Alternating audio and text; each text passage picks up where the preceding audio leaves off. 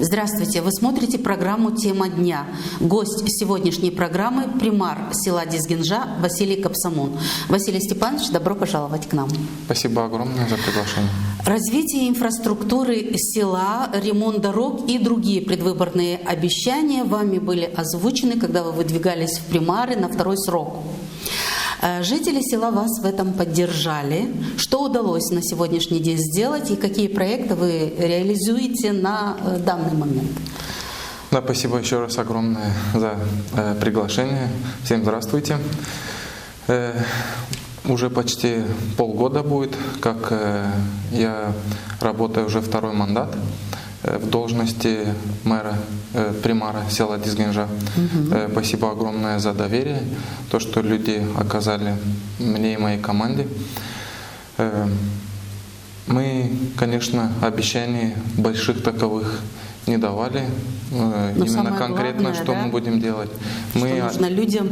То, что мы обещали, что мы будем также работать, как предыдущие 4 года, и показывать результат. Не на словах, не каких-то обещаниях, но люди сами увидят результат. Конечно, за короткий промежуток времени с декабря месяца по сегодняшний день мы уже сделали довольно очень многое, по моему мнению.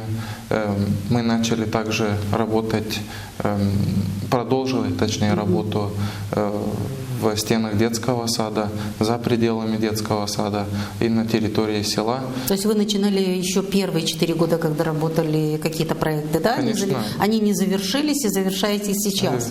В населенных пунктах и вообще и в дома, как говорится, работа никогда не заканчивается. Да, это точно. И если мы хотим работать, то работа всегда найдется.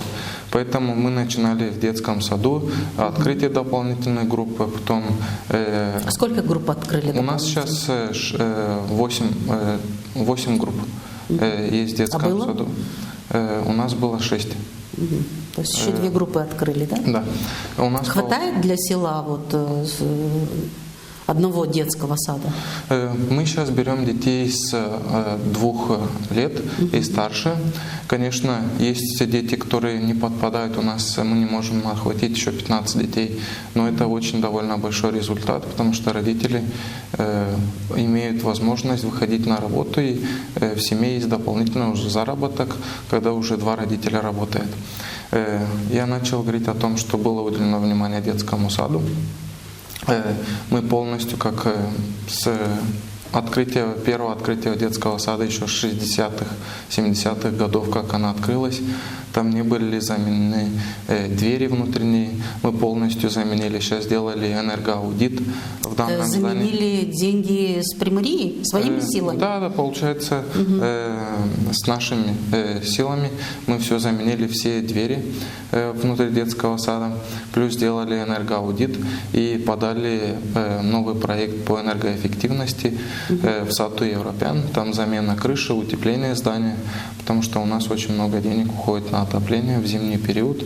Особенно мы сейчас это ощутили в этом году. У нас были большие морозы, и чувствуется, что в этот период требуется больше отапливать здание, потому что... Детский сад отапливается только энергией или газом? Нет, тоже? Мы сделали в 2022 году, я сделал альтернативные источники. Получается, у нас есть и на твердом топливе, и на газу, потому что в холодный период мы знаем, что КПД от угля, дровы больше теплоотдачи, поэтому мы комбинируем. Далее детскую площадку сделали вокруг для детей в этом новом детском саду. Закупили все, что необходимо. Сейчас подали 2 проекта в Меймплик, ждем результатов, и саду Европян. Также у нас идут весенние работы на территории села. Делается очень многое сейчас. Благоустраивается, да, село? Работаем в этом направлении. Ежемесячник у нас до середины мая, получается, ведутся работы. Сейчас у нас объявлен тендер на установку тротуарной плитки. То есть, вы не завершили еще, да? Этот год у нас завершающий. Мы приняли решение уже, что мы в этом году завершаем полностью тротуар до конца села, там, где почти до Озерной доходим, и здесь до Ленина 1. И дальше уже начинаем, у нас есть другие проекты, в которых мы будем работать на территории села. Недавно я побывала в селе Дизгинжа и увидела старую школу в новом виде. Очень хороший ремонт снаружи. А что внутри? Когда мы этот проект только начинаем, поделюсь своими секретами, воспоминаниями еще, потому что для меня это очень такой объект, который в душе напоминает и в мыслях очень много полезного и хорошие воспоминания. Это, наверное, и всех жителей нашего населенного пункта, потому что это наша первая школа, младшая школа, куда ходили. Это история, да? Это большая история, очень большая, и в каждой семье. Я тоже училась когда-то в этой школе. Очень рад. Когда я начал работать в должности примара, я поставил цель, что эту школу нужно сохранить. Все жители знают, что часть данной школы была в аварийном положении, и были разные мнения. Ну, конечно, я сказал, что с экспертами я буду обсуждать и буду делать все возможное, чтобы это здание сохранить. И слава Богу, мы увидели первые результаты в 2022 году уже в декабре месяце, когда... Вы меняли крышу, да? Да, мы меняли крышу, начали в декабре месяце, и полностью крыша была поменена уже и установлена в июне месяце 2023 года. И как будто все было по плану, как у нас потом фасад и начать внутренние работы, как у нормального человека, который думает, чтобы сделать и дом, крыша, окна, и уже можно внутри работать. Мы также сделали. У нас уже вот есть фасад, здание, которое у нас было и которое есть, две разные, как будто здание, да? Потому что аварийное состояние все. Уже как будто две разных здания. И многие люди восхищаются этой работой. У нас мы уже пошли чуть дальше, мы начали ремонтные работы внутри здания. У нас уже завершился проект, но скоро уже поделимся. Ремонт зала творчества, танцевальный кружок, где будет у нас есть кружок танцевальный народных танцев. Молодежный центр тоже там будет? Нет, у нас молодежный центр совсем в другом месте. И, к сожалению, СМИ неправильно трактовали информацию, которая у нас была. Но мы сейчас дойдем до этого. Просто расскажите, что там внутри еще, какие секции. У нас что там секция будет там вольная борьба работает. Мы уже полностью... Уже работает школа, Конечно, у нас есть... Сейчас расскажу про ремонт. У нас мы открываем душевые. Сейчас буквально сегодня-завтра мы потянули туда канализацию, заканчиваем. Воду сейчас протягиваем, электричество. Для того, чтобы дети могли купаться, где была им раздевалка, где что было. И полностью для них будут уже лучшие условия. У нас, отмечу, что 2 года сейчас у нас было уже, как у нас работает секция по вольной борьбе. У нас есть А где они занимались? Там же... Да, на 2-м этаже. В этой старой школе, да? Да. Аварийное состояние, но спортивные мероприятия? Мы делали ремонт сами с ребятами. И получается, у нас есть уже 1-е место в республиканских соревнованиях. У нас есть уже девочка, которая идет на чемпионат Европы по вольной борьбе. Это Терзи Ирина. Она показала очень хороший результат. У нас ребята заняли 3-е место на чемпионате республики по вольной борьбе. И у нас сейчас девочка заняла 1-е место тоже среди школьников.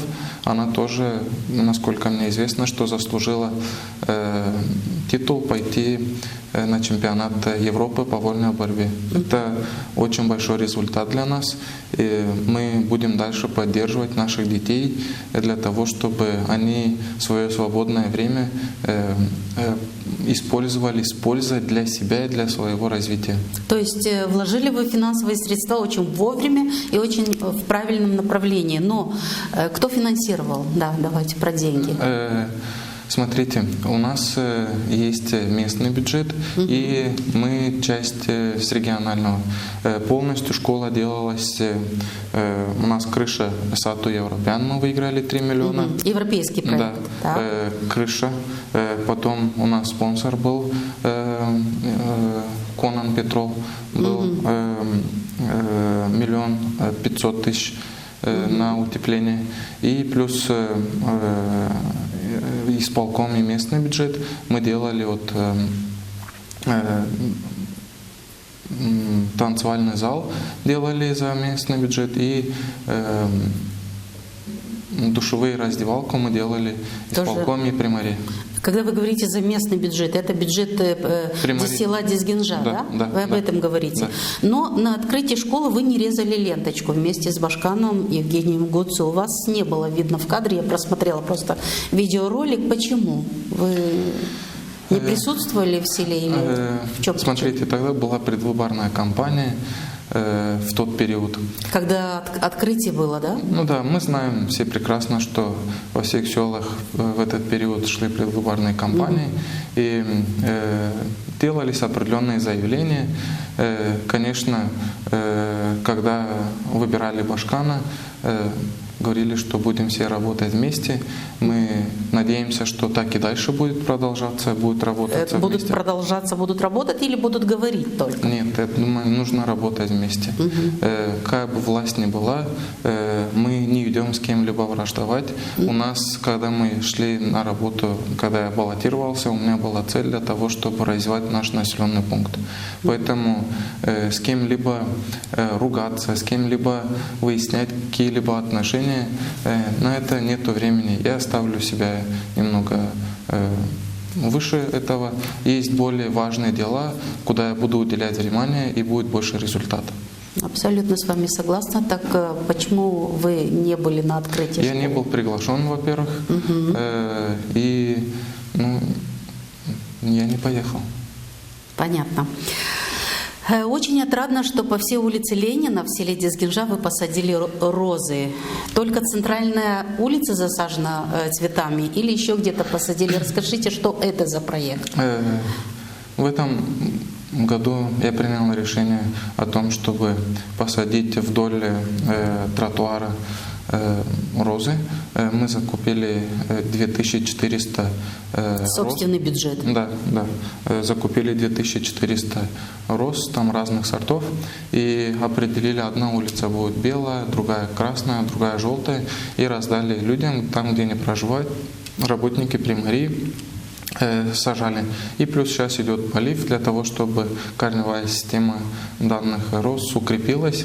Поэтому мы очень надеемся, что жители даже этих вдоль трассы, которые живут улицы Ленина, они будут поливать и ухаживать за данными. Но на сегодняшний день примария пока ухаживает, да? У нас получается, там, где люди живут, мы давали им определенное количество, они сажали, они там, где... Люди сами сажали? Да, частично, да. Частично, да. За это мы очень благодарны, потому что эта красота, озеленение, все делается не для кого-то, не для примарии имеется в виду. Они делаются для всех жителей, потому что скопление идет по улице Ленина. Мы будем дальше работать над озеленением населенного пункта. Не только розы, но у нас есть и в проектах, и в планах, и другое озеленение. Какое? Поделитесь. Это уже дальше будет известно. Когда будет, тогда расскажете, да? Часто туристы приезжают в Гагаузию, знакомятся с жизнью автономии, нашими достопримечательными местами, традицией, культурой. Вот если туристы поедут в Дизгинжу, какие места можно посетить? Есть у вас там туристические объекты? У нас есть музей при школе, очень хороший музей, он имеет большой ассортимент утвари, есть очень много с национальных традиционных вещей гагаузов, которые можно показать. Музей где находится? При школе. При школе, да? Да. Там комната или несколько комнат? Там большой зал, где расположен, есть ответственный человек. При Не школе. планируете отдельное здание где-то? Мы планируем, но, к сожалению, бюджет не резиновый. Позволяет. Каждый год есть определенный бюджет, куда мы с жителями обсуждали и планировали, и каждый год есть приоритеты. Мы стараемся, конечно, если будут проекты, мы с удовольствием сделаем больше, чем от нас даже зависит. Мы знаем, что есть очень много проблем, но эти проблемы за такие короткие времена нельзя решить. Долгосрочные, Если да? бы Их надо был большой постепенно бюджет, решать. можно было решить все проблемы и потом только отдыхать и смотреть за тем, какой что бюджет Дизгинжи? у нас 11 миллионов. И там садики, школы? Там садик почти 7 миллионов, остальное это идет зарплата, почти 70%, инфраструктурная часть проектов, это и хозгруппа наша туда входит, поэтому есть над чем работать. Есть Кроме еще музея еще что интересного есть здесь? У нас вот сейчас школа реанимировалась, у нас есть хороший опыт с детским садом, где мы можем поделиться. У нас есть в селе один дом, который очень такой старый, он очень подходит также для музея. Можно, он единственный в селе. Да, есть Килен Сазлан Юртуль, этот очень хороший. У нас есть объекты Тюркчешмеси, турки заинтересованы в этом. А где это где это находится? Есть Кикуй. Да-да-да. Там требуется много финансов для того, чтобы его благоустроить. Есть над чем еще работать для того, чтобы привлекать туристов. У нас мы планируем сделать места для того, чтобы туристы, когда будут приезжать, это на долгосрочную перспективу. Давайте поговорим немного о проекте «Европейское село 24», да, что было объявлено в этом году или в прошлом году. А вы туда подавали заявку? Да, я ранее отметил, что мы в этом году подавали заявку на Сату Европеан Дой на раздел 2. Там получается у нас замена, реконструкция крыши и утепление детского сада. Ага. Этого же, что уже... Нет, старый детский сад у нас по центральной улице. И? Ну, мы ждем результатов. Уже, мы, насколько знаем, отборочная комиссия работает. Есть очень много проектов поданных. Мы надеемся, что Гагаузию не отделят от данных проектов, а наоборот покажут, что работают европейские законы, солидарность, справедливость, честность в отборе данных проектов. Мы надеемся, что наши проекты были написаны на очень достойном уровне. А в этом проекте есть контрибуции предусмотрены? Да, предусмотрена и контрибуция. Мы контрибуцию поставили почти 500 с чем-то тысяч. А вообще 600. сам проект на какую сумму? Проект на 3 миллиона 600 тысяч. А что вы вообще можете сказать о контрибуции, вокруг которой вот столько скандала? Вам тоже требуется контрибуция с бюджета Гагаузии, да? По поводу контрибуции, то, что идет такой общественный интерес к данному закону, скажу, что очень правильно тогда приняли депутаты Народного собрания закон о возмещении контрибуции, потому что дали это когда возможность... в 17-м году, да? Конец 17 года, Да. если не ошибаюсь. Дали возможность местным органам власти возможность участвовать в разных проектах и выигрывать за счет контрибуций, которые помогали региональные власти. Это 50% от суммы гранта. Получается, мы даем и свою контрибуцию на участие в проекте, если превышает данную. Мы знаем, что проекты, которые даются возможность на участие, если есть контрибуция, то есть привилегии, конечно. Из-за этого ряд населенных пунктов Много идут было впереди. у вас проектов, которые выигрывались Конечно, благодаря контрибуции? Конечно, у нас есть ряд проектов, которые мы выигрывали, ряд контрибуций. Это Меймплик, у нас есть по МИГам, у нас есть другие проекты, где, если есть больше контрибуция, это приветствуется. И сегодня мы должны делать ряд анализов, нужны нам некоторые объекты, особенно, знаете, бизнес для чего вкладывает деньги.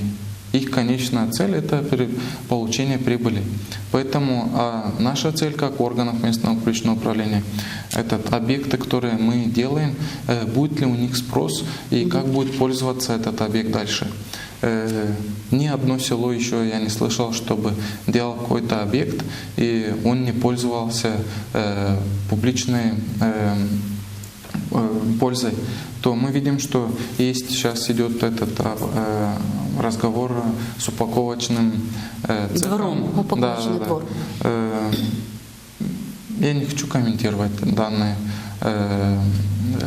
проект, потому что, может, он имеет определенное, там работали эксперты, может, имеет определенное преимущество в ряде других проектов, но насколько нам известно, что есть много холодильников, которые пустуют, и целесообразность данного проекта должны уже обсуждаться экспертами, должны встречаться, обсуждать. Любой диалог, он важен. Потому что когда встречаются люди, обсуждают, они приходят к конкретному результату. Но с этим упаковочным двором не все прозрачно. Мне кажется, там очень много разговоров вокруг этого проекта. Я не могу давать какие-либо комментарии, потому что я не видел этих документов и не ознакомливался с ними. Есть но у вас проблем нет для Дизгинжи получить контрибуцию, если в этом есть необходимость. Контрибуция как работала? Мы говорили с депутатами, что авансирование мы не получали, авансирование данных денег. Мы после того, как завершили проект, после этого есть процедура. То есть вы вкладываете сначала свои деньги, находите, вкладываете, а после вам возмещают. Либо же мы не оплачиваем, пока им не дается контрибуция. В наших проектах варианты есть. Да. Но для чего нужен данный проект? Чтобы мы могли увеличить свои планы. Не деньги, а планы. Это если проект просит у нас, например, подтверждение, что у вас есть в планах цифра, то мы без Народного собрания исполнительного комитета не можем увеличивать свои планы, потому что они доводят нам, и после этого мы увеличиваем свои планы. Поэтому мы думаем, что они должны это оставить, и когда деньги завершится проект, тогда они деньги будут перечислять. Все равно есть контролирующий у них орган, это управление финансов и управление строительства, которые следят за всем, они делают учет за каждым приобретенным даже инвентарем. Поэтому нам нечего скрывать. Пусть приходят, контролируют. Если есть какие-то ошибки, исправлять и после этого. Если требуются какие-то документы, вы все предоставляете, все открыто, все прозрачно? Мы предоставляем все документы, контракты, накладные, то, что проходит аквизиции, все мы предоставляем, до каждой мелочи мы предоставляем документы для изучения, чтобы они видели, что это прозрачно и все проводилось на законном уровне. Поэтому здесь проблем, я думаю, что не должно быть. Василий Степанович, интересно узнать ваше мнение о ситуации, которая сложилась у нас в Гагаузии по отношению к Кишиневу и наоборот. Какова ваша позиция? Как вы сотрудничаете с другими уровнями власти в Гагаузии и в стране в целом? Понятно, что примар — это не политики, не занимается политикой, но тем не менее примаров втягивает в эту политику, хотят они или нет. Смотрите, политика — это понятие очень такое интересное, и каждый его понимает по-своему. Политика — это, наверное, процесс или управление. Поэтому частично мы тоже являемся политиками, участвуем в политических вопросах села, автономии, республики. Но все говорят, что примар — это хозяйственник. У него дел в селе достаточно. От того, что мы делаем, это формирует целостность республики. Каждое село то, что делает, он показывает результат, Конечно, насколько... у вас же Конечно, в Дизгинже 5000 жителей, конечно, да, если поэтому, не больше. конечно, и больше доверия жителей к примару, потому что мы каждый день с ними встречаемся. Кому первые приходят жители? К примарам своими проблемами. И В первую очередь, кого винят во всех берегах? Конечно, примаров. И, конечно, и везде винят примаров, потому что легче Правильно. всего это так делать. Наше сотрудничество с региональными властями, каждый раз она по-своему. По-разному, да? По-разному, да. Сотрудничество должно исходить, конечно, от руководителей региона, как и в семье. Как отец, глава семьи будет собирать, как будет собирать семью, как они будут обсуждать, как выходить из этих проблем, принимаются совместно, коллегиально, так и у нас в Гагаузии должно также быть. Мы должны собираться, принимать определенные решения, идти вместе. Потому что мы, каждый должностное лицо, это примары, депутат Народного собрания Башкан, давали обещание, что будем работать во благо Гагаузии, во благо населенных пунктов. Во благо также, людей, да? И быть ответственными, отвечать за свои обещания. Конечно, президент тоже давал обещание, что будет работать по республике и депутаты парламента. Но есть очень много политических моментов, которые разъединяют нас. И это очень большая проблема. Особенно Разделяя сегодня, власть, да, конечно. время очень сложное. И люди видят ту информацию, которую только им предоставляют. Конечно, хотелось, чтобы люди получали информацию из разных источников и анализировали. И каждый будет выбирать себе, как он должен вести себя, как он должен думать. Вы считаете, что недостаточно информации и люди не информированы? Нет, информация есть в интернете, интернет-пространстве. Это достаточно для того, чтобы анализировать. Не все люди пользуются интернетом, не все умеют. У нас проблема, знаете, как Достоевский или кто писал, что проблема у нас в головах. Мы должны немножко, как пчелы, должны видеть вокруг себя только благоухание не только мед, и цветочный, так скажем, рай, для того, чтобы мы могли работать и ухаживать за этим всем. Должны находить взаимопонимание, а должно быть самое главное уважение друг к другу. Не считать кого-то умнее, кого-то старше, кого-то там еще, потому что мы все выбраны людьми. Поэтому, конечно, у нас, как у меня у примара, я скажу про себя, у меня есть уважение к должности Башкана, к должности депутата, председателя Народного собрания, к должности президента, парламента, потому что каждый из них выполняет свою работу, и каждый свои из них обязанности, тоже избирался, людьми. Которые законами им определено. Поэтому сегодня нужно взаимодействовать и сотрудничать, если мы реально хотим что-то сделать для нашей Гагаузии, для нашей республики. А просто ходить и друг друга обливать грязью или ставить какие-то палки в колеса, то ни к чему хорошему это не приведет. Кишинев дает определенные свои, так скажем, условия, правила, не ставят Башкана в правительство. Сегодня Евгения Александровна, завтра другой будет. Это для нас это неправильно. Сегодня есть определенные законы, которые регламентируют, что Башкан является членом правительства. Она должна быть членом правительства. Неважно, какой Башкан, кто Башкан.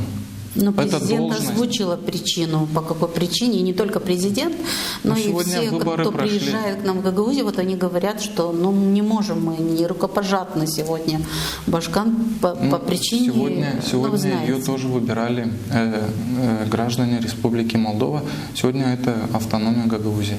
Гагаузы выбирали Башкана, доверились к ней, так уже должны утвердить. И это мое мнение. Завтра будет другой Башкан, опять будет говорить, что не рукопожатный. Есть должность Башкана. Есть должность Башкана. На встрече в университете, когда с президентом, вы были? Нет, нас не было. вот опять я скажу, что трактуется разная информация. Конечно, нас пригласили, я сказал, что я пойду. Нас пригласили во вторник, нам сказали, что в среду будет, на прошлой неделе, что будет встреча с президентом. У нас есть вопросы тоже к президенту, потому что скоро предвыборная президентская кампания, были ряд обещаний, также автономии. И у меня есть по силу ряд вопросов, которые мы задавали, мы хотим тоже получить ответы. От нее тоже очень многое зависит. И хотели присутствовать на встрече. Но, к сожалению, потом нам вечером сказали, что отменяется встреча, и только были приглашены примары 3 городов. Это Камрат, Чадырлунга и Вулканешты. Да. Они обсудили вам вопросы. Сказали, что не будет встречи? Да. Ну, только пригласили муниципии. Наверное, хотели в узком кругу обсудить проблемы муниципий. Мы не против, пусть обсуждают, потому что это рабочая встреча. Нам сказали, что будет дальше встречи продолжаться. Мы должны ходить на встречи, мы должны обсуждать проблемы, которые касаются. Знаете, когда поехали примары в Кишинев, да? Да, было 12 примаров. Вы в их числе были? Нет, я не поехал. Меня не было в Кишиневе в парламенте, когда встречались. И после этого начались нападки на примаров, что они предатели, там кто что пошел, зачем они пошли. Я хочу отметить, что мы сегодня руководствуемся по всей стране законами Республики Молдова. У нас пенсионный фонд, заработная плата. Мы все получаем по республиканским законам. Бюджет, детские сады мы получаем от республиканских властей. Поэтому сегодня нужно встречаться и обсуждать. И начали говорить, что вот примары поехали. Я задавался вопросом, что почему те люди, которые говорят, что примары поехали, не дают другую информацию, что примары, те, которые пошли, они молодцы, что подняли вопрос, связанный с Гагаузией, с НДСом, чтобы центральные власти вернули НДС Гагаузии согласно закону, и Конституционный суд принял решение в пользу автономии. Почему не говорят о том, что примары поднимали вопросы, связанные с нехваткой денежных средств в системе, в бюджетной системе? Почему эти вопросы? Именно, да? Конечно, потому что почему эти вопросы? Почему они не говорят о том, что примары сказали, что касается в целом автономии, что есть полномочия Башкана и исполнительного комитета, и Народного собрания. Эти вопросы нужно обсуждать с исполкомом и с Народным собранием. Почему об этом не говорится? Мы видим только одну сторону, которую нам предоставляют. Но вы говорили с теми примарами, которые ездили, да? Конечно, у нас общая позиция была. Мы после этого встречались было общее собрание примаров, где все примары высказались, сказали, что никто не должен кого-либо обсуждать. Потому что каждый примар, он сам для себя решает. Ну, не то, что решает, он хочет свой населенный пункт улучшать. Конечно, поэтому развивать. Я выступил, я сказал, что я родился гагаузом, я гагауз, я хочу остаться гагаузом. Поэтому для меня политическая обстановка у нас очень важна, что мы должны находить общий язык и выходить из этой ситуации довольно выигрышно. Думаете, и с этого мы что-то выиграем? Диалог должен быть. Диалог, согласна. Диалог должен быть, и мы должны отстаивать то, что есть согласно закону. И я уверен, что автономия будет идти дальше. И все-таки у нас есть ратифицированный ряд европейских законов, они должны быть превыше чьих-либо амбиций. И я хочу отметить, что мы, должностные лица говорят, что в Европу стремимся, у нас европейские ценности. Если у нас европейские ценности, мы это должны доказывать на бумаге. И не руководство... только на бумаге, но и на деле. Ну, конечно, имеет, если на это на бумаге будет и на деле, ты думаешь, что должно быть, потому что написано пером, как говорится, не отрубишь топором. Ваше мнение по этому поводу, по поводу курса и европейский? Мое мнение, мы, молдавский народ, гагаузы, мы должны оставаться, соблюдать свою идентичность. Это наша уникальность. В составе Молдовы, да? Да, мы должны оставаться нейтральным государством, потому что у нас очень много есть хорошего в нашей стране. И мы должны эту идентичность сохранить. Мы должны в первую очередь считать себя гражданами Республики Молдова. Потому что мы сегодня здесь живем, мы сегодня здесь родились, у нас есть свои семьи здесь, и мы должны в этом направлении работать, чтобы улучшать. У нас государство очень маленькое, и все друг друга знают.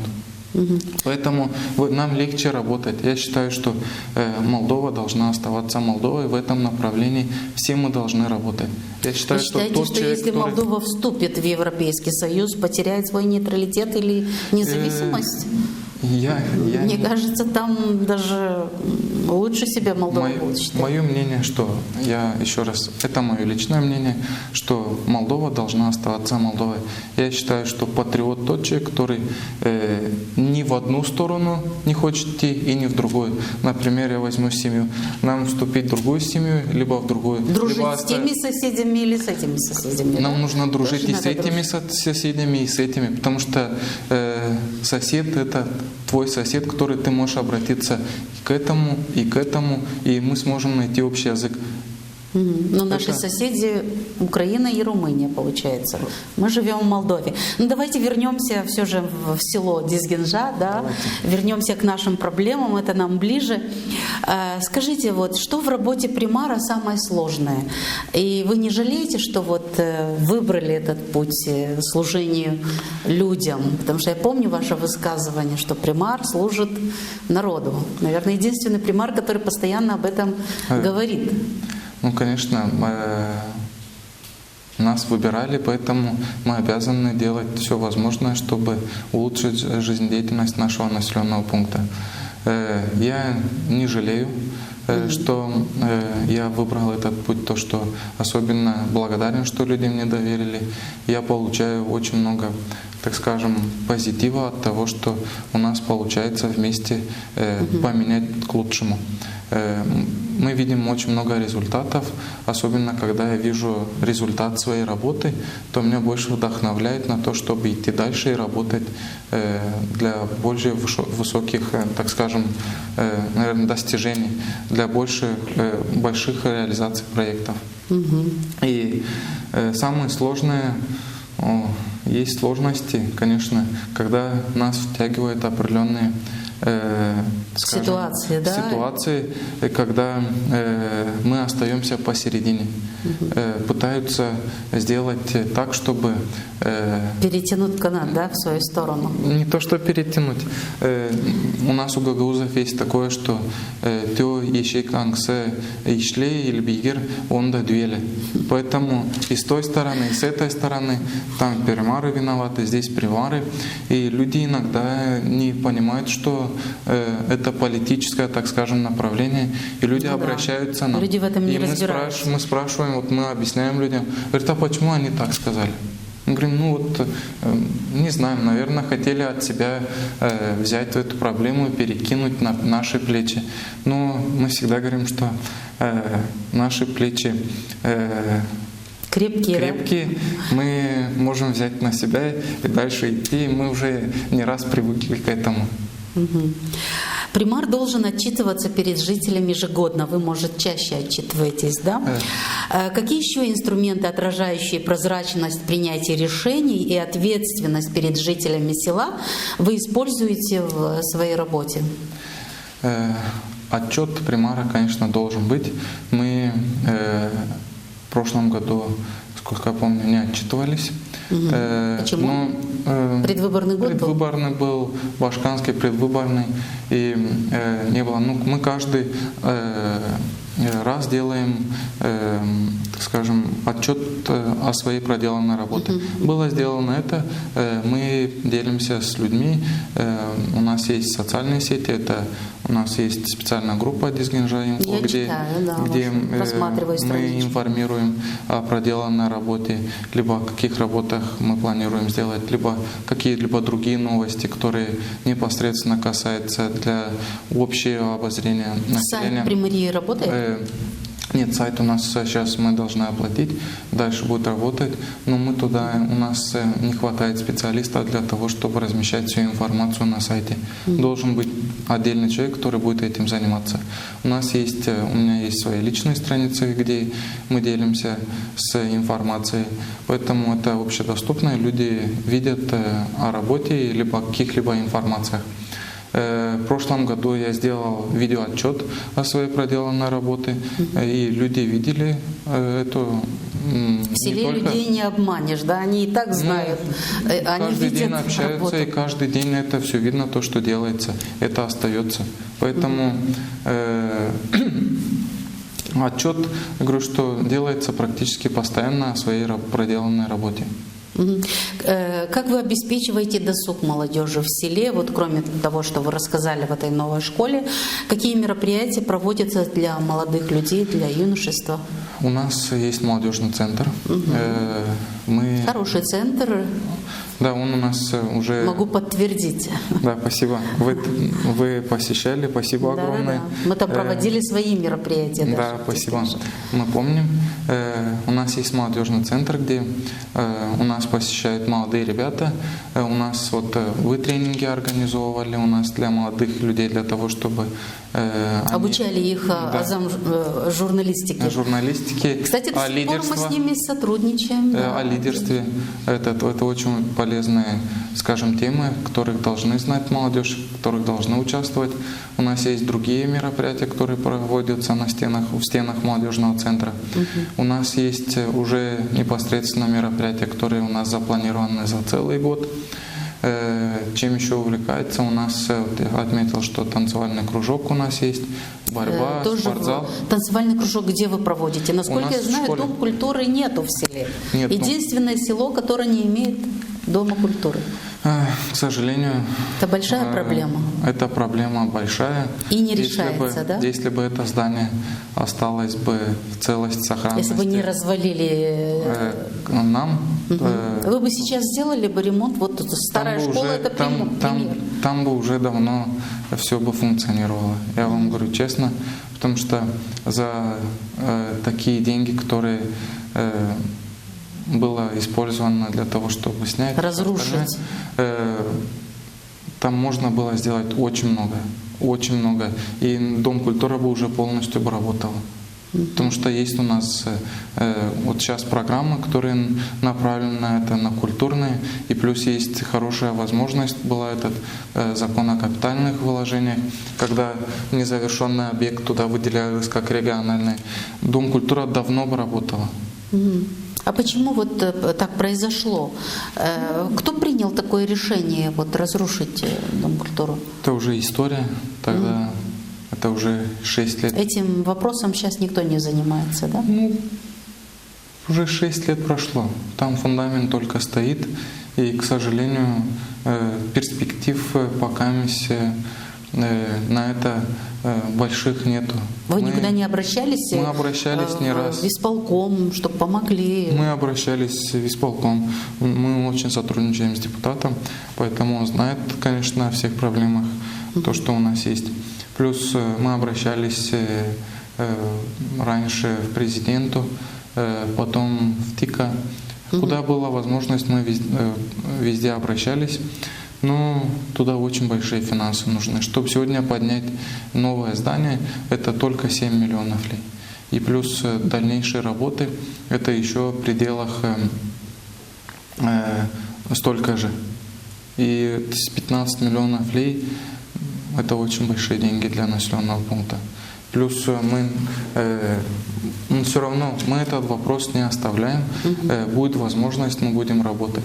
Но я не давал 5 лет назад этих обещаний. В прошлом году я не давал обещания, потому что я знаю... Понимаете, что это сложно? Конечно, я понимаю, у меня есть экономическое образование, я понимаю, и я знаю работу местных органов власти. Поэтому давать лишь бы какие-то обещания, чтобы... Которые невыполнимы, да? Нету смысла. Нету смысла кого-либо обманывать для того, чтобы пройти во власть, либо что-то еще, получить какие-то очки. Для меня это бессмысленно. Лучше мы не дадим этих обещаний, как я и говорил постоянно, но мы будем работать над тем, чтобы это реализовать. Если получится, будет такая уникальная возможность, то, поверьте, мы не скажем, не надо нам, или как вы узавтеп мелен дюмичись. Понятно. Много пенсионеров живут в селе. И как вы им помогаете? Есть у вас программы для пенсионеров? У нас где-то 800 пенсионеров есть. Есть различные программы, конечно, где есть возможность, мы помогаем социально уязвимым семьям. В этом году мы помогали по различным направлениям, по фондам, которые есть. Мы сотрудничаем с разными организациями, где есть возможность, мы получаем, отвозим, стараемся, чтобы не попадалось одним и тем же людям, потому что у каждой семьи есть свои проблемы, у каждой семьи есть свои, так скажем, сложности. И каждый раз, опять же, одним невозможно помочь. И всем тоже невозможно помочь. Поэтому мы стараемся, направляем в одни фонды, где-то с местного бюджета, где-то с других. Есть региональный фонд помощи оттуда. Получаете, да? Да. Получают пенсионеры. Да, стараемся, где есть возможность, чтобы было больше возможностей, потому что время очень сложное, цены на все высокие, поэтому мы сами живем здесь и знаем мы эту сложность. Сколько домовладений, сколько жителей вообще на сегодняшний день в Дизгенже? В пределах 1500 домовладений, где у нас проживают жители. Василий Степанович, и в завершение нашей программы скажите, какие достижения вы считаете наиболее значимыми в своей работе в роли примара села? Про достижения могу перечислять очень много. Я остановлюсь только на 3 основных, не то что основных, которые больше всего пользу для всех и для которых я больше всего получал удовольствие. То, что я сделал это у нас детский сад, то, что открыли, что дети идут, то, что у нас полностью меняется в детском саду. И снаружи, и внутри? Да, полностью. И в старом детском саду у нас все меняется. Мы становимся намного лучше. Для этого нужно работать еще. Потом у нас эта история, это старая школа, в которой ведутся работы. Это чистка села, это мусоровоз, трактор, техника, которая полностью, скажем, контейнеры идут. То, что мы можем показать уже другим населенным пунктам, это сотрудничество Гагаузского села и Молдавского села. То, что у нас нет никаких... Между какими селами вы сотрудничаете? У нас идет сотрудничество между Дизгенжой и Чинак. Мы вывозим мусор у них на их полигон и свой мусор на свой полигон. Получается, что через пятницу мы у них делаем эту услугу.